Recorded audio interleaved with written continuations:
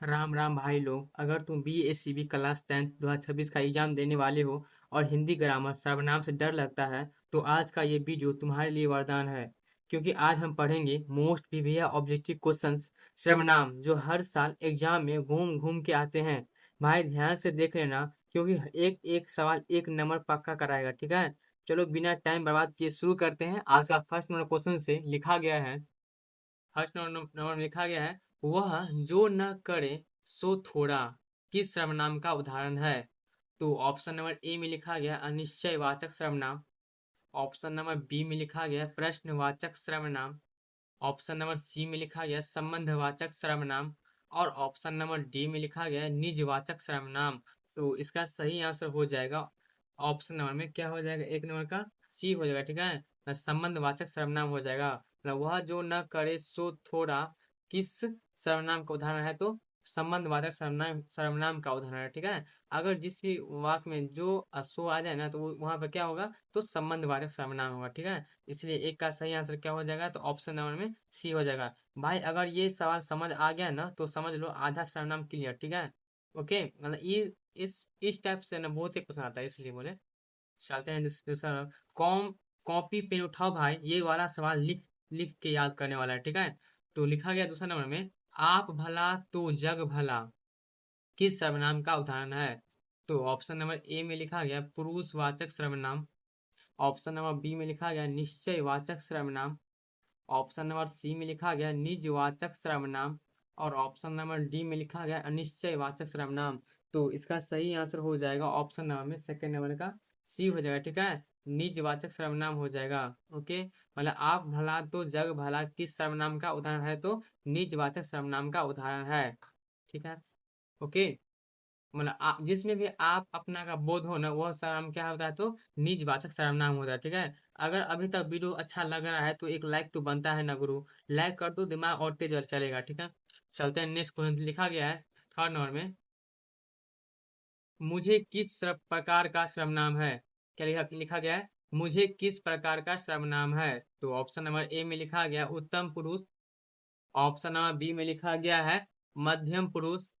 Option number C में लिखा गया है अन्य पुरुष। और ऑप्शन नंबर डी में लिखा गया है इनमें से कोई नहीं। तो इसका सही आंसर हो जाएगा ऑप्शन नंबर में, क्या हो जाएगा थर्ड नंबर का, तो ए हो जाएगा, ठीक है। उत्तम पुरुष हो जाएगा। मतलब मुझे किस प्रकार का सर्वनाम है, तो उत्तम पुरुष है, ठीक है। उत्तम पुरुष को इंग्लिश में क्या कहते हैं, तो फर्स्ट पर्सन कहते हैं, ठीक है। तो मुझे क्या क्या हो जाएगा, तो उत्तम पुरुष है, मतलब फर्स्ट पर्सन है मुझे, ठीक है। थर्ड का सही आंसर क्या हो जाएगा, तो ऑप्शन नंबर में ए हो जाएगा। ओके, ये सवाल BSCB वालों का फेवरेट है भाई, छोड़ना मतलब नंबर छोड़ना है, ठीक है। चलते हैं नेक्स्ट मतलब चार नंबर में लिखा गया है, मैं राम का भाई हूँ वाक्य में सर्वनाम है। ये जो मैं राम का भाई हूँ वाक्य में कौन सा सर्वनाम है। तो ऑप्शन नंबर ए में लिखा गया है मैं। ऑप्शन नंबर बी में लिखा गया है राम। ऑप्शन नंबर सी में लिखा गया है भाई। और ऑप्शन नंबर डी में लिखा गया है का। तो इसका सही आंसर हो जाएगा ऑप्शन नंबर में ए हो जाएगा, ठीक है। मैं हो जाएगा, मतलब मैं राम का भाई हूँ वाक्य में सर्वनाम है, तो मैं है, ठीक है। मतलब सर्वनाम किसको कहते हैं, जो नाउन के स्थान पर आता है, मतलब जो संज्ञा के स्थान पर आता है उसको क्या कहते हैं, तो सर्वनाम कहते हैं, ठीक है। याद रखिएगा। तो क्या आया है, मैं आया ना, इसलिए क्या हो जाएगा यहाँ पे सर्वनाम हो जाएगा। तो वही तो बोल रहा था ये, मतलब इसमें क्या कह रहा था, वाक्य में सर्वनाम कौन है, तो मैं है, तो इसलिए चार का सही आंसर क्या हो गया, तो ऑप्शन नंबर में ए हो गया, ठीक है। चलते हैं पांच नंबर क्वेश्चन। लिखा गया है, जो कोई किस सर्वनाम का उदाहरण है। ये जो कोई किस सर्वनाम का उदाहरण है। तो ऑप्शन नंबर ए में लिखा गया है निजवाचक सर्वनाम। ऑप्शन नंबर बी में लिखा गया है निश्चयवाचक सर्वनाम। ऑप्शन नंबर सी में लिखा गया है संयुक्त सर्वनाम। और ऑप्शन नंबर डी में लिखा गया है प्रश्नवाचक सर्वनाम। तो इसका सही आंसर हो जाएगा ऑप्शन नंबर में सी हो जाएगा, ठीक है। संयुक्त सर्वनाम हो जाएगा। मतलब जो कोई किस सर्वनाम का उदाहरण है, तो संयुक्त सर्वनाम का उदाहरण है, ठीक है। तो पांच का सही आंसर क्या हो जाएगा, तो ऑप्शन नंबर में सी हो गया, हो जाएगा, ठीक है। कमेंट में लिखो सर्वनाम क्लियर है सर, तभी आगे का सवाल दिखाऊंगा। ओके, कमेंट प्लीज कीजिएगा, ठीक है। और लाइक सब्सक्राइब फॉर्म अच्छा से कीजिए, ठीक है। सिक्स नंबर लिखा गया है, मैं वह काम आप ही कर लूंगा किस सर्वनाम का उदाहरण है। तो ऑप्शन नंबर ए में लिखा गया संबंधवाचक सर्वनाम। ऑप्शन नंबर बी में लिखा गया निजवाचक सर्वनाम। ऑप्शन नंबर सी में लिखा गया प्रश्नवाचक सर्वनाम। और ऑप्शन नंबर डी में लिखा गया अनिश्चयवाचक सर्वनाम। तो इसका सही आंसर हो जाएगा ऑप्शन नंबर में बी हो जाएगा। ठीक है, निजवाचक सर्वनाम हो जाएगा। मतलब मैं वह काम आप ही कर लूंगा किस सर्वनाम का उदाहरण है? तो निजवाचक सर्वनाम का उदाहरण है। तो सिक्स का सही आंसर क्या हो जाएगा? तो ऑप्शन नंबर में बी हो जाएगा। ठीक है, निजवाचक सर्वनाम। निजवाचक सर्वनाम सर्वनाम में ना आप अपना का बोध होता है। ठीक है, आप अपना का बोध होता है। जिसमें भी आप अपना का बोध होगा ना उस सर्वनाम उसमें क्या हो जाएगा? तो निजवाचक सर्वनाम होगा। ठीक है, एक मिनट। तो सिक्स का सही आंसर क्या हो जाएगा? तो ऑप्शन नंबर में बी हो जाएगा। ओके, चलते हैं नेक्स्ट क्वेश्चन तरफ। लिखा गया 7 नंबर में, लोगों ने चोर को मारा। इस क्या लिखा गया है? लोगों ने चोर को मारा इस वाक्य में को किस कारक का चिन्ह है? एक कारक से आ गया। तो ऑप्शन नंबर ए में लिखा गया अपादान कारक का, ऑप्शन नंबर बी में लिखा गया कर्म कारक का, ऑप्शन नंबर सी में लिखा गया करण कारक का, और ऑप्शन नंबर डी में लिखा गया संप्रदान कारक का।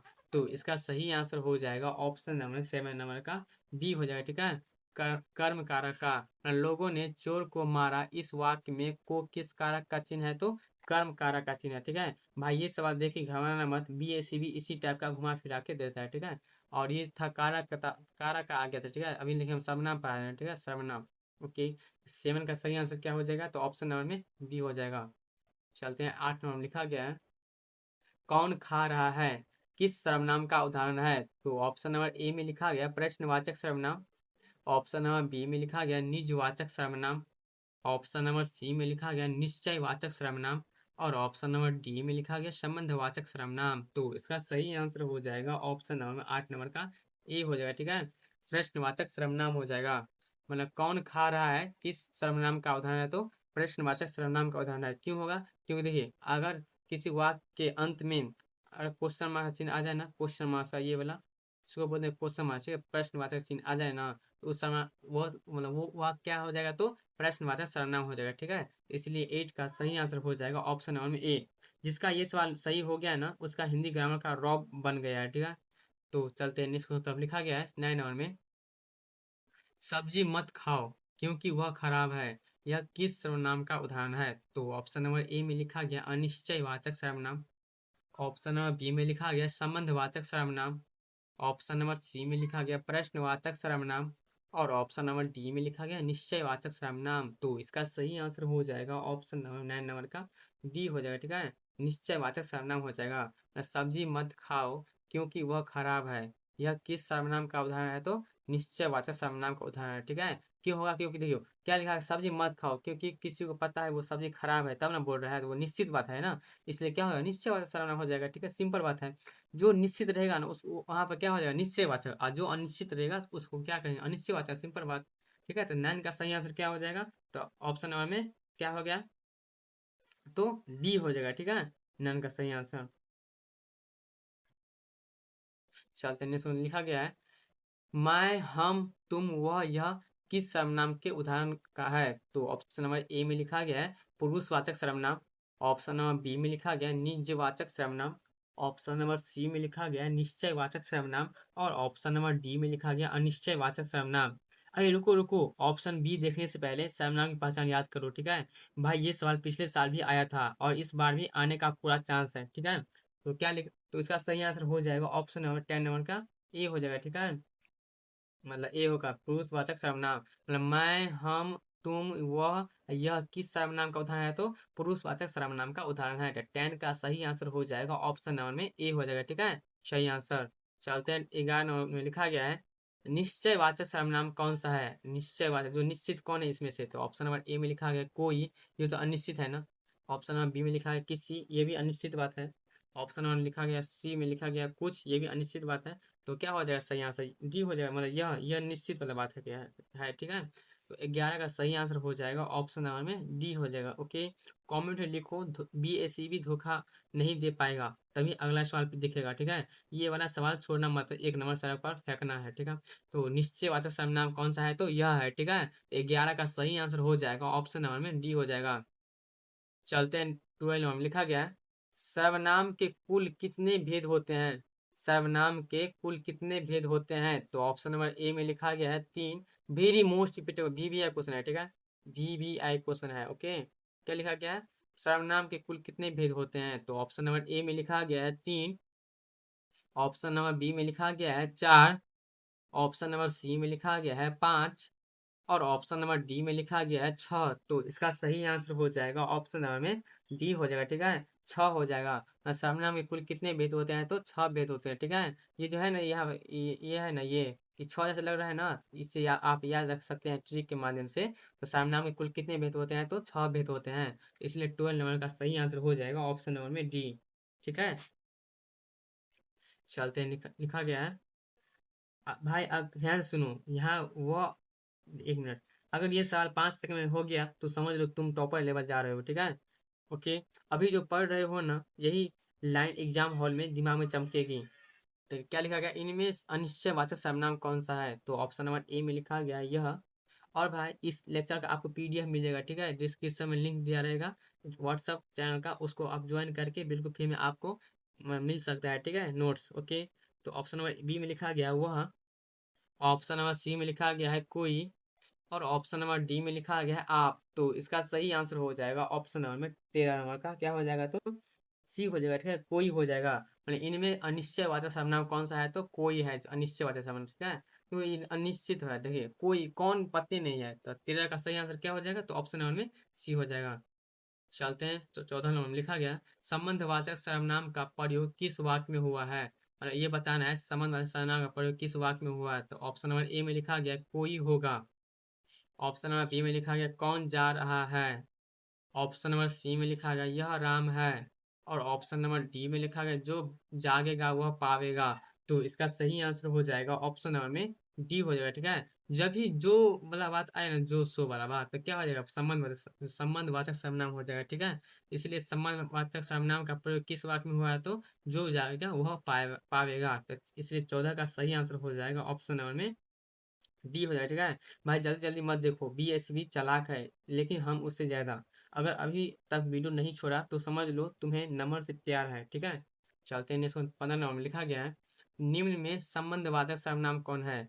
वही बताना संबंधवाचक सर्वनाम कौन है। तो ऑप्शन नंबर ए में लिखा गया है मैं, ऑप्शन नंबर बी में लिखा गया है जो, ऑप्शन नंबर सी में लिखा गया है कोई और ऑप्शन नंबर डी में लिखा गया कौन। तो इसका सही आंसर हो जाएगा ऑप्शन नंबर 15 नंबर का बी हो जाएगा, ठीक है, जो हो जाएगा। निम्न में कौन संबंधवाचक सर्वनाम है? तो जो है ना, उस संबंधवाचक सर्वनाम है, ठीक है। तो इसलिए 15 का सही आंसर हो जाएगा ऑप्शन नंबर में बी। 16 में लिखा गया है कौन रो रहा है किस सर्वनाम का उदाहरण है? ये क्वेश्चन कर रहा है ना, कौन रो रहा है, क्वेश्चन कर रहा है।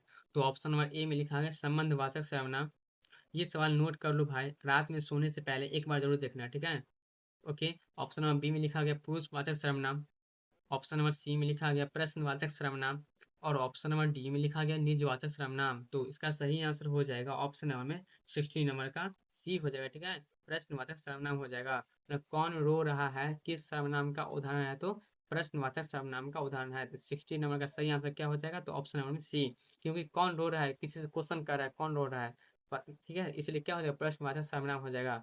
ओके, चलते हैं, 17 नंबर में लिखा गया है सर्वनाम उस विकारी शब्द को कहते हैं जो, तो सर्वनाम किसे कहते हैं? तो ऑप्शन नंबर ए में लिखा गया विशेषण के बदले आता है, ऑप्शन नंबर बी में लिखा गया क्रिया के बदले आता है, ऑप्शन नंबर सी में लिखा गया संज्ञा के बदले आता है और ऑप्शन नंबर डी में लिखा गया कारक के बदले आता है। तो इसका सही आंसर हो जाएगा ऑप्शन नंबर 17 नंबर का सी हो जाएगा, ठीक है, संज्ञा के बदले आता है। तो सर्वनाम उस विकारी शब्द को कहते हैं जो संज्ञा के पहले आता है ना, उसको क्या कहते हैं? तो सर्वनाम कहते हैं। बहुत ही मोस्ट इंपोर्टेंट क्वेश्चन है, ठीक है, इसको याद रखिएगा अच्छा से, ठीक है। तो 17 का सही आंसर क्या हो जाएगा? तो ऑप्शन नंबर में मतलब डी सी हो जाएगा। भाई बताओ नीचे ये सवाल आसान था या ठीक, कमेंट जरूर करें, ठीक है। ये सवाल गलत गया ना तो शिक्षा भी बोलेगा अरे ये तो इजी था। ओके, चलते हैं नेक्स्ट। 18 में लिखा गया है तुम्हें क्या चाहिए किस सर्वनाम का उदाहरण है? तो ऑप्शन नंबर ए में लिखा गया संबंधवाचक सर्वनाम, ऑप्शन नंबर बी में लिखा गया है निश्चयवाचक सर्वनाम, ऑप्शन नंबर सी में लिखा गया प्रश्नवाचक सर्वनाम और ऑप्शन नंबर डी में लिखा गया अनिश्चयवाचक सर्वनाम। तो इसका सही आंसर हो जाएगा ऑप्शन नंबर में सी हो जाएगा, ठीक है, प्रश्नवाचक सर्वनाम हो जाएगा। मतलब तुम्हें क्या चाहिए, क्वेश्चन कर रहा है ना किसी के पास, तुम्हें क्या चाहिए, क्वेश्चन कर रहा है। देखिए क्वेश्चन वाचक सर्वनाम, क्वेश्चन मार्क्स है ना, तो क्या हो जाएगा? 18 का सही आंसर हो जाएगा ऑप्शन नंबर में सी हो जाएगा। ओके, जब भी किसी वाक्य के अंत में अगर ये साइन आ जाए क्वेश्चन मार्क्स का, तो वो आप वो फिक्स ही रहेगा। प्रश्नवाचक सर्वनाम होगा तो होगा, ठीक है, इसमें कोई दिक्कत नहीं होगा, ठीक है। चलते हैं 19 में लिखा गया है कोई कैसा सर्वनाम है। कोई जो है कैसा सर्वनाम है, तो ऑप्शन नंबर ए में लिखा गया निश्चयवाचक सर्वनाम।